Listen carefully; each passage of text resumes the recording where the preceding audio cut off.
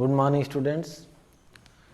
हमें ये चैप्टर एक है 11th में पहला फिजिकल वर्ल्ड, तो उसके हमें पढ़ना नहीं है अभी। एक ऐसा चैप्टर है जो बेसिकली ऑल चैप्टर से रिलेटेड है थोड़ा थोड़ा। तो मेन जो हमें पढ़ना है क्लास 11th में, सबसे पहले चैप्टर पढ़ना है यूनिट्स एंड मेजरमेंट। तो यूनिट्स एंड मेजरमेंट चैप्टर में हमें जो पीछे सब पढ़े हैं, कोई भी क्वांटिटी लिखा जाए तो उसका यूनिट भी साथ में होना चाहिए। तो ये सब समझना है हमें इस चैप्टर में। What is measurement, what is unit, कैसे क्या मेजरमेंट करते हैं, क्या स्टैंडर्ड होता है। तो क्या हम इसी चैप्टर से शुरू करेंगे, यूनिट्स एंड मेजरमेंट से। पिछला चैप्टर जो चैप्टर 1 है फिजिकल वर्ल्ड, उसको नहीं कंसीडर करना है, छोड़ना है। तो चैप्टर नंबर 2 हमारा है यूनिट्स एंड मेजरमेंट। तो यूनिट्स एंड मेजरमेंट में जनरली हम देखते हैं कि कई तरह का मेजरमेंट किया जाता है। लेंथ का मेजरमेंट करते हैं हम कि कोई ऑब्जेक्ट कितने लेंथ का है, या मास का मेजरमेंट करते हैं, कोई ऑब्जेक्ट है उसका मास कितना है। इसी तरह टाइम का मेजरमेंट करते हैं, करंट का मेजरमेंट करते हैं। उसके लिए पर्टिकुलर एक स्टैंडर्ड डिवाइस होता है कि किस चीज़ को मेजर करना है तो कौन सा स्टैंडर्ड यूज किया जाए, कौन सा डिवाइस यूज किया जाए। तो इस तरह से मेजरमेंट में जब भी हम कोई क्वांटिटी, फिजिकल क्वांटिटी कहा जाता है, मेजर किया जाता है, जैसे length, mass, time, current, temperature, ये जो सब मेजरमेंट करते हैं हम, क्या बोला जाता है इनको, फिजिकल क्वांटिटी कहा जाता है इनको, फिजिकल क्वांटिटी। अब फिजिकल क्वांटिटी का ही हम जनरली मेजरमेंट करते हैं। तो कोई भी मेजरमेंट किया हमने तो उसमें मेन 2 थिंग्स होना चाहिए एक साथ। जैसे हमने लेंथ मेजर किया, क्या किया हमने, लेंथ मेजर किया कोई भी, तो लेंथ मेजर किया, आया कितना, मान लिया 5 मीटर। तो यहाँ 2 चीज़ें दिख रही हैं लेंथ के मेजरमेंट में, in the measurement of length. एक तो मैग्नीट्यूड कि कितना हमने मेजर किया है, और ये दूसरा एक उसका यूनिट। ये लेंथ का मैग्नीट्यूड हुआ, और ये जो सिंबल लिखा गया है जो मीटर को डिनोट करता है, ये क्या है, एक तरह से यूनिट। तो कोई भी मेजरमेंट कंप्लीट तब माना जाता है जब उसमें मैग्नीट्यूड के साथ साथ उसका यूनिट भी लिखा गया हो। जनरली हम मिस्टेक क्या करते हैं, जैसे लिखे हमने रेजिस्टेंस R = 3, और उसका जो यूनिट होता है वही छोड़ देते हैं कि what is the unit of this. तो ये रॉन्ग मेजरमेंट है, गलत हो जाएगा, पता ही नहीं चल रहा कि हम क्या मेजर किए हैं बिना यूनिट के। तो इसलिए यूनिट के साथ साथ किया गया कोई भी मेजरमेंट करेक्ट होता है। ये हमने लिख दिया करंट I2, अब ऐसे ही छोड़ दिया I = 2, जनरली ही करते हैं। तो क्या हुआ, ये भी इनकम्प्लीट मेजरमेंट है, पता ही नहीं चल रहा है कि हम क्या मेजर किए हैं। 2 मैग्नीट्यूड पता चल रहा है, लेकिन क्या मेजर किए हैं यही नहीं पता चल रहा है। और भी हम वेलोसिटी, एक्सेलरेशन, ये सब फाइंड करते हैं। इससे वेलोसिटी लिखा हमने 3, आंसर लिख दिया यही। तो क्या हुआ, ये कंप्लीट मेजरमेंट नहीं है। हमें जो भी मेजरमेंट करना रहता है ये कंप्लीट मेजरमेंट करना रहता है, जिससे ये पता चले कि हमने क्या मेजर किया है और कितना मेजर किया है।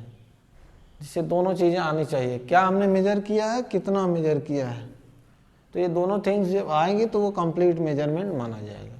अब यहाँ देख के क्या लग रहा है, हमने क्या है, कितना मेजर किया 3, लेकिन क्या मेजर किया है ये नहीं पता चल रहा है। इन दिस 3 एग्जाम्पल, ये क्या है, पता है कितना मैग्नीट्यूड पता चल रहा है यहाँ पे, लेकिन हम क्या मेजर किए हैं ये नहीं पता चल रहा है। तो ये पता कब चलेगा, जब हम उसका एक स्टैंडर्ड लिखेंगे जिसमें वो मेजर किया जाता है। जैसे रेजिस्टेंस है तो ये किस में मेजर किया जाता है, ओम में, तो उसकी यूनिट होती है, उसको लिखना पड़ेगा तब सही माना जाएगा ये। करंट है, इसकी भी एक पर्टिकुलर स्टैंडर्ड होता है मेजरमेंट का, तो एम्पियर होता है तो एम्पियर लिखेंगे, जो हम पीछे पढ़ चुके हैं। वेलोसिटी की भी एक पर्टिकुलर यूनिट होती है, तो वेलोसिटी की यूनिट क्या होती है, मीटर पर सेकेंड। तो इस तरह से पर्टिकुलर हमें वैल्यू लिखना पड़ता है। तो इस तरह ये जो क्वांटिटी लिखे गए, रेजिस्टेंस, करंट, वेलोसिटी, लेंथ, ये सब फिजिकल क्वांटिटी हैं और इस फिजिकल क्वांटिटी का हमें मेजरमेंट करना रहता है कि किस फिजिकल क्वांटिटी की क्या वैल्यू है। तो हम यहाँ देख सकते हैं कि जो कोई भी फिजिकल क्वांटिटी होगा दो टर्म कंसिस्ट कर रहा है, एक तो न्यूमेरिकल वैल्यू और दूसरा उसका यूनिट। तो दो दो चीज़ें कंसिस्ट कर रहा है। तो इसके लिए हम एक जनरल फॉर्म में लिखेंगे अभी कि कोई भी फिजिकल क्वांटिटी हो तो जब हम मेजरमेंट करेंगे तो कम से कम उसमें क्या होगा, क्या क्या होना चाहिए कि वो कंप्लीट माना जाए। तो अब इसमें थोड़ा साथ साथ डिफिनीशन भी लिखते चलेंगे, फिर आगे हम समझते हैं। तो सबसे पहले हम हेडिंग लिखेंगे मेजरमेंट। What is measurement?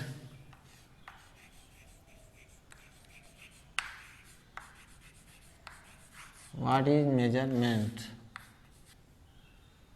जैसा कि हमने एग्जांपल से दिखाया कि हमने मेजर किया डिफरेंट वैल्यू और उसमें क्या क्या होनी चाहिए तब वो कंप्लीट माना जाएगा। तो मैग्नीट्यूड और उसमें उसकी यूनिट यहाँ से हो तो क्लियर हो रहा है इससे। तो व्हाट इज मेजरमेंट ये हमें देखना है। तो इसको सबसे पहले डिफाइन कर लेंगे मेजरमेंट को। The comparison of any physical quantity the comparison of any physical quantity, physical quantity जो अभी जनरली लिखा गया था, length, mass, time, speed, velocity, acceleration, these are physical quantity. The comparison of any physical quantity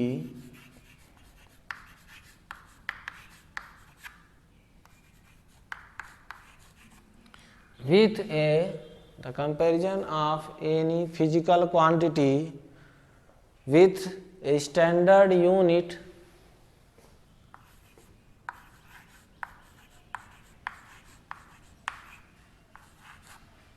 वो एक standard होगा जिससे हम कंपेयर करेंगे। तो comparison of any physical quantity, यहाँ तक ये नोट कर लेंगे, with a standard is called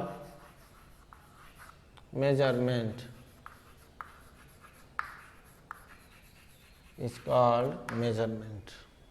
कोई स्टैंडर्ड से कंपेयर करते हैं, अब वो स्टैंडर्ड अलग अलग फिजिकल क्वांटिटी के लिए अलग अलग होगा। क्या स्टैंडर्ड माना जाएगा किसी फिजिकल क्वांटिटी को कंपेयर करने के लिए?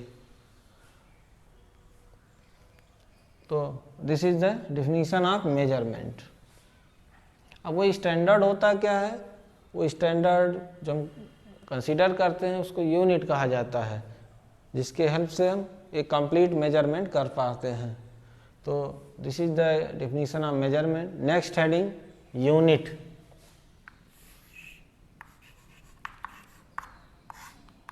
हमने अभी समझा कि मेजरमेंट में दो चीज़ें होना चाहिए, एक मैग्नीट्यूड, दूसरा उसका यूनिट। तो ये डिफाइन भी करते चलेंगे क्या है। यूनिट क्या है? एक स्टैंडर्ड होता है जिससे क्या है किसी फिजिकल क्वांटिटी को एक्सप्रेस किया जाता है। तो यूनिट में लिखेंगे अब a quantity used as standard of measurement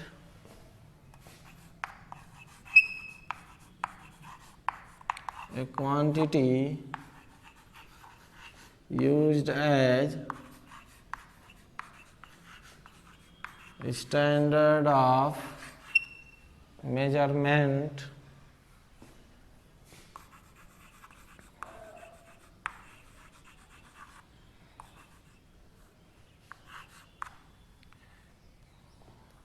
quantity used as standard of measurement is called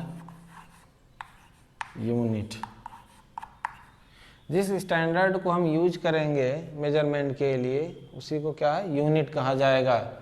अब स्टैंडर्ड जैसे हम लेंथ के मेजरमेंट के लिए स्टैंडर्ड में एक मीटर स्केल लेते हैं, this is the metre scale.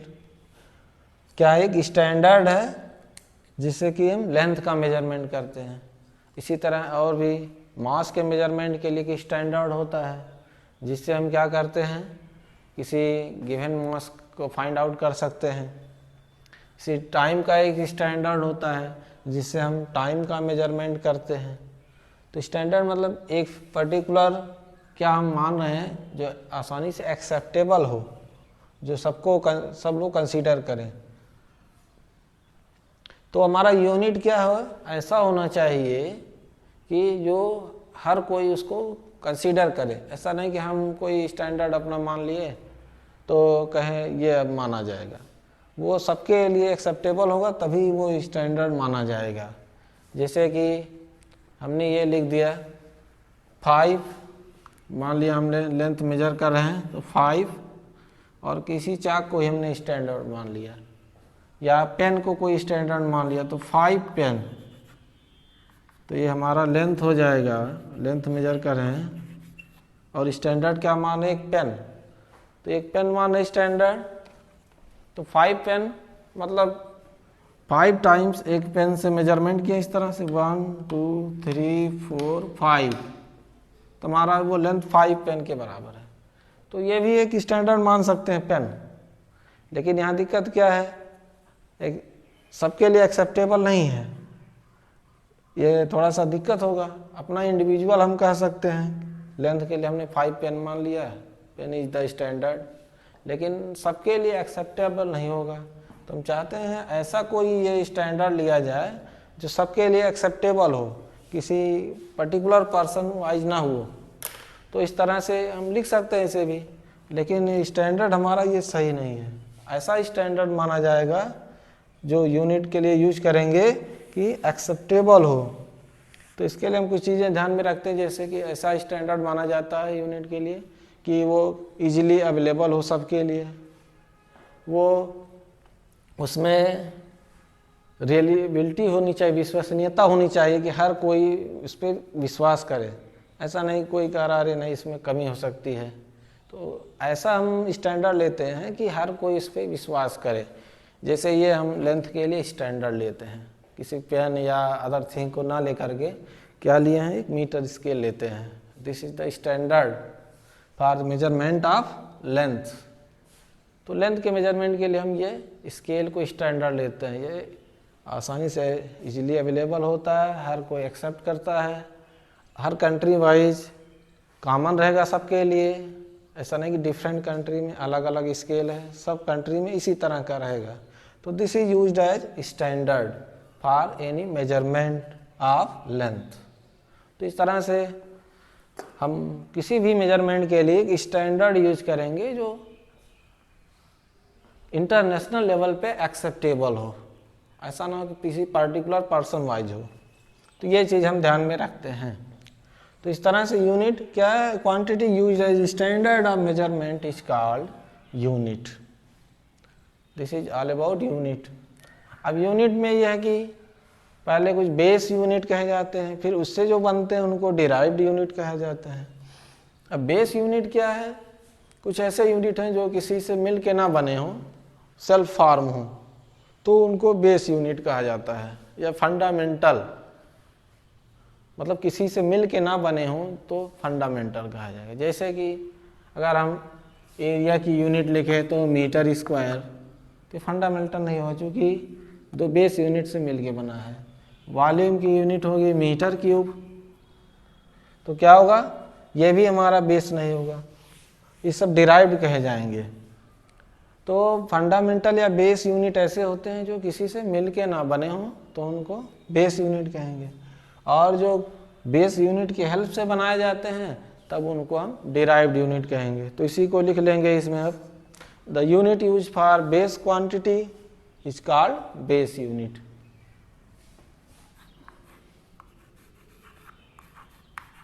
The unit used for base quantity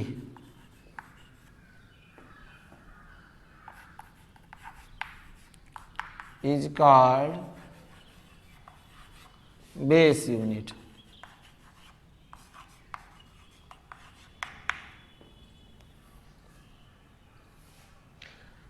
तो unit used for base quantity is called base unit. Base unit क्या हो, बेस क्वांटिटी क्या होता है, व्हाट इज बेस क्वांटिटी।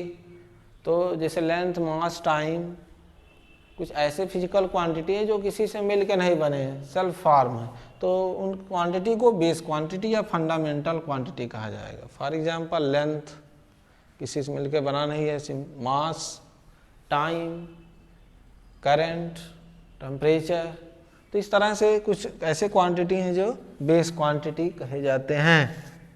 और इस क्वांटिटी से मिलके जो बने होते हैं क्वांटिटी, उनको डिराइव्ड क्वांटिटी कहते हैं। अब आगे इसमें लिखेंगे the unit used for derived quantity, नाम से ही क्लियर है, डिराइव्ड क्वांटिटी मतलब बेस क्वांटिटी से मिलके जो बना है उसको डिराइव्ड क्वांटिटी कहेंगे। The unit use for derived quantity is called derived unit. तो इस तरह से हमारा एक बेस यूनिट होगा और एक डिराइव्ड यूनिट होगा। अब डिराइव्ड क्वांटिटी हमें पता हो सकता है क्या क्या होता है, जैसे area, volume, density, these are derived quantity, और उनकी जो यूनिट होंगी उसको हम डिराइव्ड यूनिट कहेंगे। तो इस तरह से कोई भी मेजरमेंट कंप्लीट कब होगा, जब उसमें न्यूमेरिकल वैल्यू के साथ साथ उसका एक यूनिट भी लिखा गया हो, तब वो कंप्लीट मेजरमेंट माना जाएगा, नहीं तो गलत हो जाएगा। तो इस तरह ही देख सकते हैं कि अगर कोई फिजिकल क्वांटिटी हो, क्यू से डिनोट करें, तो हम इस रिलेशन लिख सकते हैं फिजिकल क्वांटिटी, उसके न्यूमेरिकल वैल्यू और उसके यूनिट के लिए। तो हम एक रिलेशन लिख रहे हैं, let Q equal to n into u. यहाँ एक सिंबल क्या डिनोट कर रहे हैं ये लिख देंगे, वेयर, इसका हम आगे यूज भी करेंगे आगे डेरिवेशन एक्सप्रेशन में। वेयर Q क्या रिप्रेजेंट कर रहा है, किसी फिजिकल क्वांटिटी को रिप्रेजेंट कर रहा है, कोई any physical quantity. Q denote physical quantity, किसी फिजिकल क्वांटिटी को जहाँ Q रिप्रेजेंट कर रहा है। और n जो है ये न्यूमेरिकल वैल्यू को, न्यूमेरिकल डिजिट को बता रहा है कि कोई एक पर्टिकुलर न्यूमेरिकल डिजिट होगा और एक उसकी यूनिट होगी, तब वो कोई फिजिकल क्वांटिटी कंप्लीट माना जाएगा। यहाँ एक पर्टिकुलर फिजिकल क्वांटिटी हमने मेजर किया है। तो Q डिनोट फिजिकल क्वांटिटी, और यहाँ n क्या डिनोट कर रहा है, न्यूमेरिकल डिजिट, न्यूमेरिकल डिजिट, कोई न्यूमेरिकल डिजिट होगा 5 4 3 2, फिर इसको हम समझेंगे अभी। फिर U क्या डिनोट कर रहा है, unit, physical quantity numerical digit के साथ किस यूनिट में लिखी गई है। तो हम एक फार्मूला यूज करते हैं जिसका आगे यूज होगा, Q बराबर n into u, that physical quantity is equal to numerical digit into its unit. तो अब हम इसको डिफरेंट एग्जांपल से देख सकते हैं कैसे, Q बराबर n इंटू यू। तो जैसे कोई फिजिकल क्वांटिटी Q की जगह हमने क्या ले लिया, लेंथ, और इसको लिखा हमने 3 मीटर। तो इसमें क्या है, फिजिकल क्वांटिटी Q लेंथ हो गया, न्यूमेरिकल वैल्यू 3 हो गया, इसकी यूनिट m से डिनोट किया गया, मीटर का सिंबल m होता है, SI यूनिट है ये। तो इस तरह से लेंथ 3 मीटर हुआ। तो इसका मतलब क्या है यहाँ पे कि जो 1 मीटर है 3 टाइम्स इन्वॉल्व है, जिससे हमारा ये वैल्यू लेंथ का 3 मीटर आया है।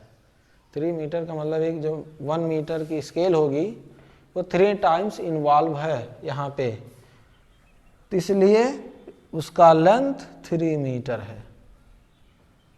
3 मीटर का मतलब जैसे 1 मीटर का लेंथ यहाँ से यहाँ तक हो गया, फिर यहाँ से 1 मीटर, फिर वहाँ से उसके बाद 1, तो 3 टाइम्स जब हम मेजर करेंगे 1 मीटर को तो हमारा वो 3 मीटर वैल्यू आ जाएगी। इसी तरह मान लिया हमने कोई अनदर लेंथ है 10 सेंटीमीटर, इसका मतलब हम 10 टाइम्स मेजर किए हैं 1 सेंटीमीटर को। तो क्या है, मेजर करने के लिए 1 सेंटीमीटर, फिर अगेन 1 सेंटीमीटर, 1 सेंटीमीटर, ऐसे 10 टाइम्स हम उसको मेजर करिए तो हमारा जो लेंथ आया कितना आया, 10 सेंटीमीटर आया। इसी तरह एनी अदर वैल्यू हम ले सकते हैं किसी फिजिकल क्वांटिटी का, जिससे ये लिखने से मतलब क्या है ये पता चल जाए कि 3 मीटर मतलब हमने उस लेंथ को 3 टाइम्स मेजर किया है, 10 सेंटीमीटर मतलब उस लेंथ को हमने 10 टाइम्स मेजर किया है। इसी तरह हम मान लिया कोई मास ले लिए, दिस इज आल्सो यानी फिजिकल क्वांटिटी, और इसकी वैल्यू है 2 किलोग्राम। तो यहाँ ये फिजिकल क्वांटिटी है, न्यूमेरिकल डिजिट, और ये उसका यूनिट है। तो 2 किलोग्राम का मतलब क्या हुआ, हमने 2 किलोग्राम मतलब 2 टाइम्स 1 किलोग्राम मेजर किया है। 1 किलोग्राम प्लस 1 किलोग्राम, जिससे हमारा वो मास का मेजरमेंट कितना हुआ है, 2 किलोग्राम हुआ है। तो यहाँ पे किलोग्राम कितने टाइम्स रिपीटेड है, 2 टाइम्स रिपीटेड हुआ है, जिससे ये मास की हमें एक वैल्यू मिल गई है। तो इस तरह से हम वैल्यू लिखते हैं, कोई भी फिजिकल क्वांटिटी का लेंथ हुआ, मास हुआ, टाइम हुआ, तो ये पता चला कितने टाइम्स वो इन्वॉल्व हुआ है उस फिजिकल क्वांटिटी के मेजरमेंट के लिए। तो एग्जाम्पल था समझने के लिए कि Q बराबर N इंटू U में ये एक general expression, and this represent a complete measurement. तो अब जब भी हम कोई फिजिकल क्वांटिटी लिखेंगे उसके न्यूमेरिकल डिजिट के साथ साथ उसकी यूनिट भी लिखेंगे, वो स्टैंडर्ड जिससे वो कंपेयर किया गया है, और इंटरनेशनली एक्सेप्टेड हम स्टैंडर्ड लेंगे for measurement of given quantity. Individual कोई स्टैंडर्ड सेलेक्ट नहीं करेंगे, जैसे पेन, पेंसिल, ये सब। तो इस तरह से ये पूरा हो गया कि मेजरमेंट के लिए किसी फिजिकल क्वांटिटी क्या टर्म एंड कंडीशन है। अब इसके बाद हम नेक्स्ट पढ़ेंगे इसमें सिस्टम ऑफ यूनिट्स, फिर एक डिराइव्ड क्वांटिटी होता है, उसको चाहे तो हम पहले डिस्क्राइब करते हैं, जो अभी नीचे आया था। तो यहाँ तक नोट करेंगे। तो एक होता है हमारा बेस क्वांटिटी जो सेल्फ फॉर्म हो, किसी से मिल के ना बना हो। एक होता है हमारा डिराइव्ड क्वांटिटी, क्या करें, डिराइव्ड क्वांटिटी, जो किसी बेस क्वांटिटी की हेल्प से फॉर्म हुआ होगा। तो इसको हम थोड़ा एक्सप्लेन कर लेते हैं, डिफाइन कर लेते हैं पहले। डिराइव्ड क्वांटिटी क्या होती है, व्हाट इज डिराइव्ड क्वांटिटी।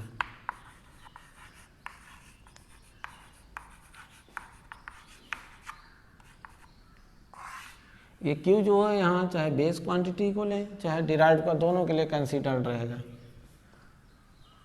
तो बेस क्वांटिटी हम समझ रहे हैं जो खुद से फॉर्म हो, for example length, mass, time, temperature, current. लेकिन हमें डिराइव्ड पढ़ना तो डिराइव्ड के लिए पहले लिख लेंगे derived quantity. A quantity which is form with the help of base quantity is called derived quantity. तो इसको डिफाइन कर लेंगे, quantity which is formed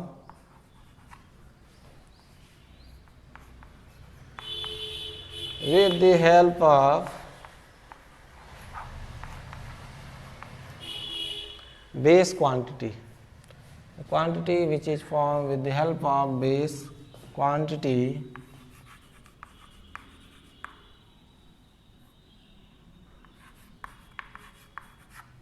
is called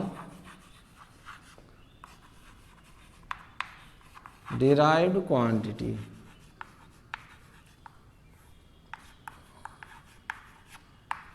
इसका एग्जाम्पल भी लिख लेंगे कौन कौन से डिराइव्ड क्वांटिटी हैं। जैसे बेस क्वांटिटी का हम लिखे नहीं हैं, डिराइव्ड क्वांटिटी से लिखे हैं। फॉर एग्जाम्पल क्या क्या होगा, जैसे एरिया एक डिराइव्ड क्वांटिटी है। कैसे, क्योंकि 2 टाइम्स लेंथ इन्वॉल्व होगा तो हमें एरिया मिलेगा। तो length is a base quantity, 2 base quantity product से हमें एक डिराइव्ड क्वांटिटी का मिलेगा वैल्यू एरिया। इसी तरह वॉल्यूम, बेस क्वांटिटी को 3 बार मल्टीप्लाई किया जाएगा तब हमें वॉल्यूम मिलेगा। एंड डेंसिटी, इस तरह बहुत सारे हैं, 2-3 लिख दे रहे हैं density. These are the derived quantity. Base quantity को अभी हम एक टेबल बना के उसमें लिखेंगे, इसलिए यहाँ पर दिखाया नहीं है। तो what is derived quantity and base quantity. और कोई भी हो, चाहे डिराइव्ड हो चाहे बेस क्वांटिटी हो, this quantity is equal to numerical digit into its unit, so that a complete measurement is done.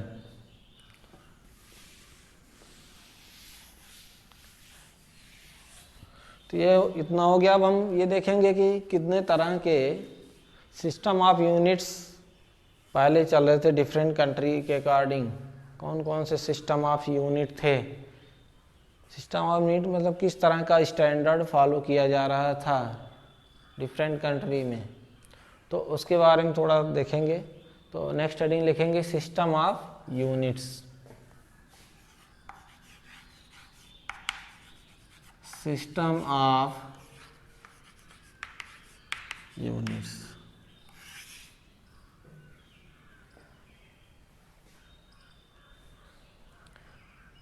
तो सिस्टम ऑफ यूनिट्स मतलब कितने इस तरह के सिस्टम को कंसीडर किया जाता था for the measurement of length, mass and time. कितने तरह के स्टैंडर्ड को यूज किया जाता था किसी फिजिकल क्वांटिटी के मेजरमेंट के लिए। जैसे लेंथ का मेजरमेंट करना तो कहीं पे मीटर में मेजर किया जा रहा है, कहीं लेंथ को फुट में मेजर किया जा रहा है, कहीं पे लेंथ को सेंटीमीटर में मेजर किया जा रहा है। तो वही तो 3 तरह के सिस्टम ऑफ यूनिट्स हैं, उसी को देखेंगे कि कौन कौन से चल रहे थे जब से ये मेजरमेंट लोगों ने करना शुरू किया। तो सिस्टम ऑफ यूनिट्स, तो इसको डिफाइन करना है। What is system of units.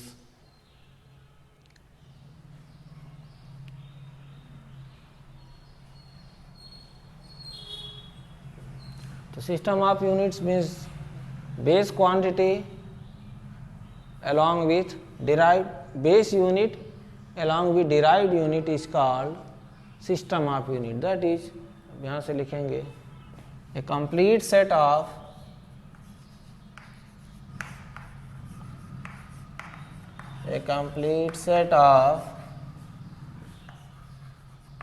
base unit। तो बेस यूनिट फॉर एग्जाम्पल बार बार बताया जा रहा है, base unit that is metre. Base quantity का जो यूनिट होगा बेस यूनिट कहा जाएगा। अब बेस यूनिट और बेस क्वांटिटी को थोड़ा सा देखने के लिए हमारे बुक में एक एनसीईआरटी में एक टेबल है, टेबल नंबर 2.1। उसमें हम बेस क्वांटिटी देख सकते हैं कौन कौन से हैं और उनकी करस्पॉन्डिंग बेस यूनिट क्या है, ये हम देख सकते हैं वहाँ से कौन कौन से हैं, तो कोई कन्फ्यूजन नहीं होगा। A complete set of base unit along with derived unit, total consider किया जाए, along with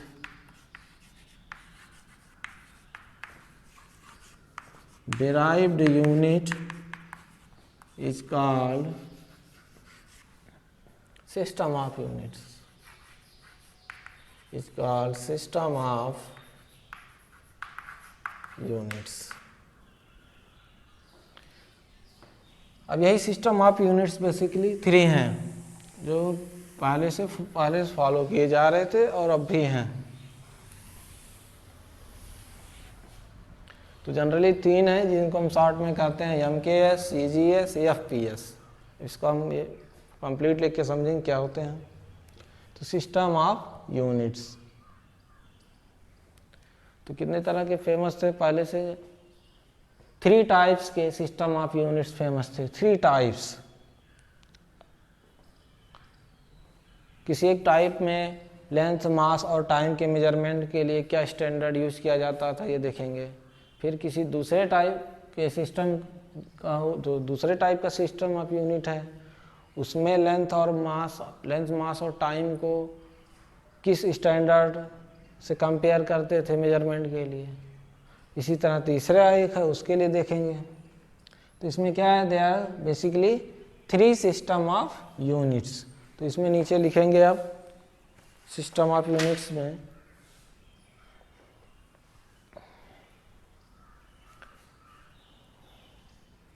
system of units में। तो इसमें लिखना है द बेस यूनिट, चूंकि बेस यूनिट बेस क्वांटिटी के लिए पहले बनाया गया, the base unit for length mass and time are as follow. इसको हम यहाँ लिख रहे हैं इस तरह से, द बेस यूनिट, उनको बेस यूनिट कहा गया क्योंकि बेस क्वांटिटी के लिए बना था। The base unit for the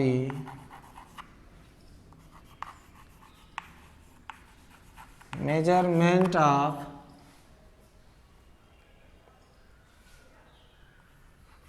क्या, the base unit for the measurement of किसके,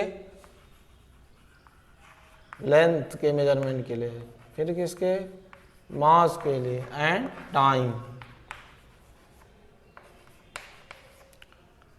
the base unit for the measurement of length mass and time are as follow. कौन कौन से base unit that is fundamental unit हैं for the measurement of, पहले हम basically ये तीन quantity लेंगे, लेंथ मास और टाइम, और इसको डिफरेंट सिस्टम ऑफ यूनिट्स में कैसे क्या यूनिट लिया जाता था उसको देखेंगे। तो दे आर 3 हैं, तो एक एक करके लिखेंगे। तो एक था CGS सिस्टम, तो अब लिखेंगे इसमें कौन कौन है, तो इन CGS सिस्टम, ये एक सिस्टम ऑफ यूनिट्स था जिसका शॉर्ट में नाम क्या है, CGS।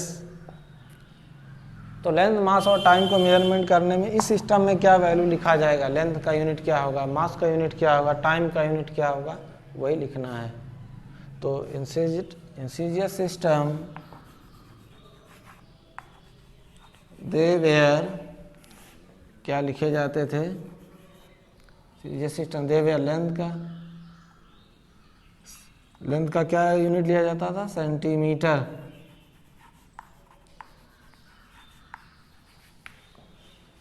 C for centimetre, G for gram, S for second.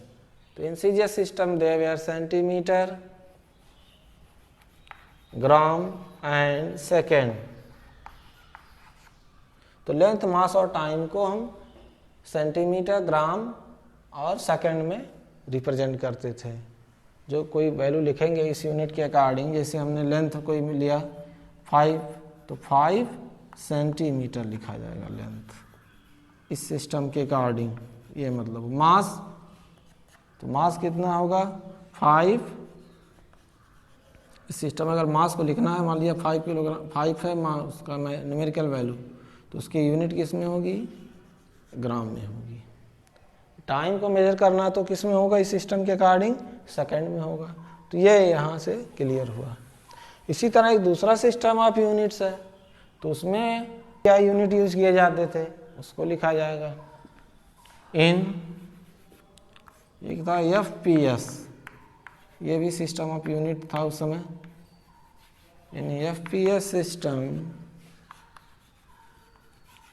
They were, इसका मतलब है फुट, पाउंड, सेकेंड, जो लेंथ मास और टाइम के लिए यूनिट है। In FPS system they were foot, pound and second.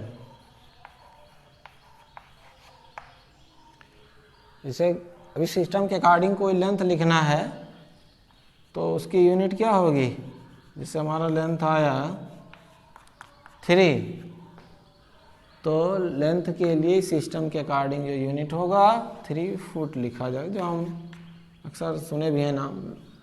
Generally foot में भी लेंथ मेजर किया जाता है, 3 फुट है, 10 फुट है, इंच में भी होता है, लेकिन उसके अकॉर्डिंग हम लिख रहे हैं सिस्टम के अकॉर्डिंग। तो लेंथ फुट में होगा, मास पाउंड में होगा और टाइम सेकंड में ही होगा। तो इस तरह समझ सकते हैं। तीसरा हमारा जो है system of units for the measurement of length mass and time, उसको कहा जाता है MKS। तो इन MKS system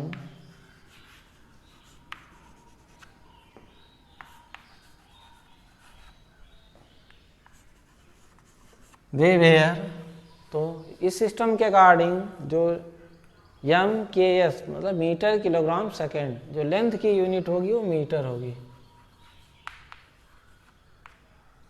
metre kilogram and second.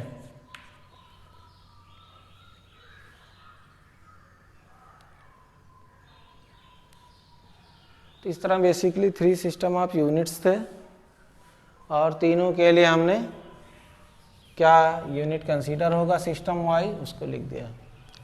In M K system they were metre kilogram and second. तो ये पहले से मेजरमेंट जब से हम कर रहे हैं नियर अबाउट, उस समय से डिफरेंट सिस्टम ऑफ यूनिट्स चल रहे हैं for the measurement of these base quantity, length, mass and time. तो हम जनरली MKS सिस्टम में ही मेजरमेंट करते हैं, जिसको आगे और ब्रॉड में एक्सप्लेन करना रहेगा।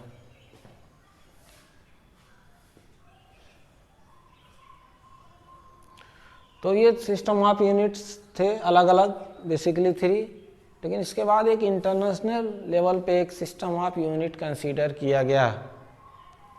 ऐसा नहीं कि वो कंट्री वाइज डिफर करे, एक ऐसा सिस्टम ऑफ यूनिट कंसीडर किया गया जो कंट्री वाइज चेंज ना हो।